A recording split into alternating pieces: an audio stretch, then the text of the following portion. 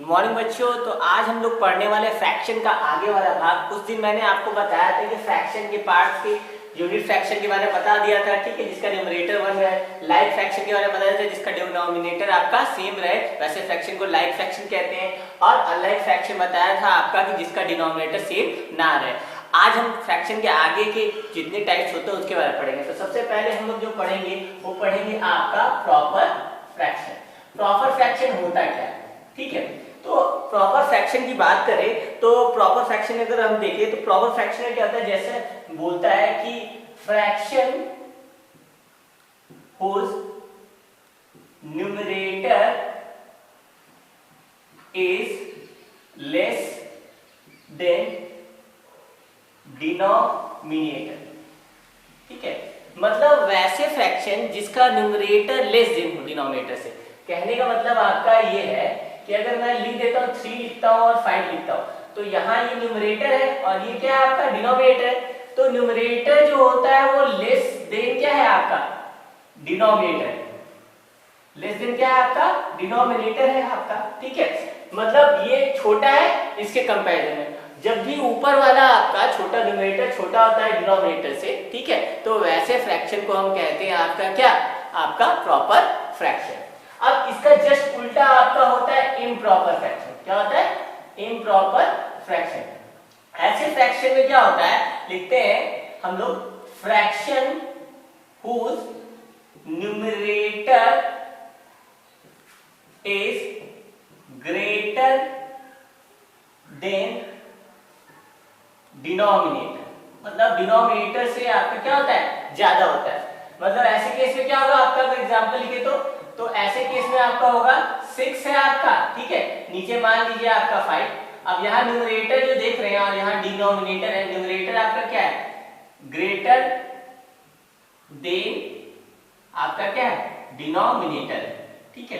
तो improper fraction में क्या होता है कि ऊपर वाला जो होता है आपका न्यूमरेटर वो ग्रेटर होता है, क्या बड़ा होता है आपका किससे, नीचे वाले से। जस्ट इसका उल्टा, अगर आप एक प्रॉपर फ्रैक्शन समझ जाते हैं तो जस्ट उसका अपोजिट क्या है आपका इम्प्रॉपर फ्रैक्शन, ठीक है, इम्प्रॉपर फ्रैक्शन। अब चलते हैं आगे कौन सा फ्रैक्शन होता है। तो आगे मैंने आपसे बताया था क्या, मिक्स्ड फ्रैक्शन। मिक्स्ड फ्रैक्शन, तो मिक्स्ड फ्रैक्शन क्या होता है, तो the fraction along with a whole number. मतलब कोई फ्रैक्शन हो और उसके साथ एक होल नंबर भी हो, तो वैसे फ्रैक्शन को हम लोग कहते हैं आपका क्या, मिक्स्ड फ्रैक्शन। जैसे अ होल नंबर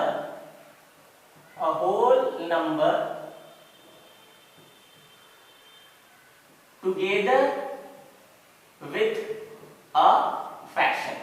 मतलब कोई होल नंबर फ्रैक्शन के साथ अगर होता है, ठीक है, कौन सा फ्रैक्शन, तो वो भी आपका कौन सा फ्रैक्शन, प्रॉपर फ्रैक्शन के साथ होता है, तो वैसे फ्रैक्शन को मिक्स्ड फ्रैक्शन कहते हैं। जैसे देखिए मान लीजिए 2 है, ठीक है, मान लेते हैं 5 है और इसके बाद आपका मान लेते हैं कि नीचे आपका 3 है।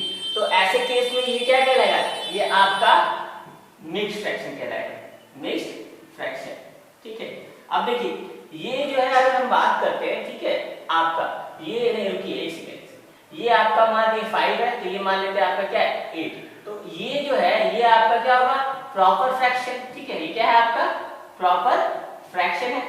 अगर इसकी बात करते हैं तो ये क्या हो गया, होल नंबर। तो मैंने जैसा लिखा है कि a whole number together with a proper fraction. मतलब जब होल नंबर प्रॉपर फ्रैक्शन के साथ में होता है तो वो क्या बन जाता है, आपका मिक्स्ड फ्रैक्शन आपका बन जाता है, ठीक है। तो अब नेक्स्ट कौन सा है, तो नेक्स्ट मैंने बताया था आपको इक्विवेलेंट फ्रैक्शन। क्या बताया था, इक्विवेलेंट फ्रैक्शन। तो इक्विवेलेंट फ्रैक्शन क्या होता है, तो इक्विवेलेंट फ्रैक्शन, देखिए ज्यादातर इक्विवेलेंट फ्रैक्शन पढ़ाया नहीं जाता लेकिन पढ़ लेते हैं, ठीक है। तो कैसे इसको इक्विवेलेंट फ्रैक्शन मिलता है, तो equivalent fraction can be obtained by multiplying numerator and denominator by a same number, ठीक है। इक्विवेलेंट फ्रैक्शन तब मिलता है जब हम किसी सेम नंबर को न्यूमरेटर और डिनोमिनेटर से मल्टीप्लाई करते हैं, तब हमको इक्विवेलेंट फ्रैक्शन मिलता है। तो हम लिख सकते हैं fraction can be obtained by multiplying same number with numerator और डिनोमिनेटर।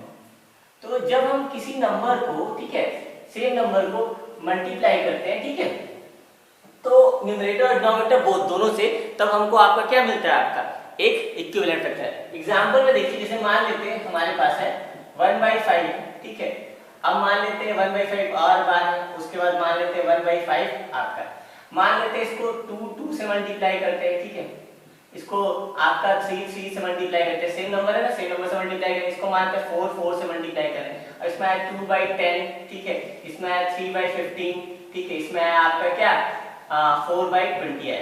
अब ये इक्विवेलेंट फ्रैक्शन कैसे है, देखिए, अगर हम इसको कट करते हैं, ठीक, इसको लोएस्ट फॉर्म में लाते हैं, तो लोएस्ट फॉर्म में 1/5 है, इसका भी लोएस्ट फॉर्म में 1/5 है, इसका भी लोएस्ट फॉर्म में 1/5 है, तो हम कह सकते हैं ना कि ये क्या है, आपका इक्विवेलेंट फ्रैक्शन है। क्या है, आपका इक्विवेलेंट फ्रैक्शन है।